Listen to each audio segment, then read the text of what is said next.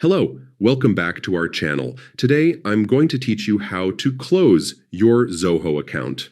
Whether you're looking to consolidate your accounts or simply want a fresh start, I'll guide you through a step-by-step process that's clear, simple, and easy to follow. First, open your web browser and navigate to zoho.com. Enter your login credentials, and once you're logged in, you'll find yourself on the main dashboard of your Zoho account. This dashboard is your launchpad for accessing all Zoho services and tools. Now, direct your attention to the top right corner of your screen. You'll see your profile icon, which could be your picture, or an avatar. Click on it, and a drop-down menu will appear with several options. From this menu, select My Account.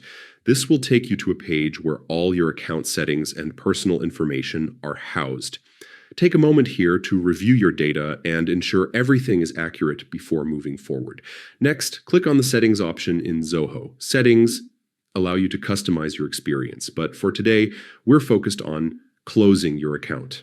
Once in Settings, look for the Close Account section. Depending on your situation, you may choose to close only the Zoho organization account, or both the organization and your personal account. If you only want to close your organization account, select that option. If you're ready to close everything permanently, choose the Close Organization and Account option. Take this step seriously, as it is essentially irreversible. After making your selection, you'll be prompted to confirm by clicking Proceed. This final action tells Zoho you're committed to closing your account. Once you click Proceed, your Zoho organization or full account will be closed, and you'll receive confirmation via email or directly on the screen. Remember, this decision is permanent, so make sure to back up any important data before taking these steps. Thank you for watching, and if you have any questions, feel free to leave a comment. Don't forget to like, share, and subscribe for more helpful tutorials.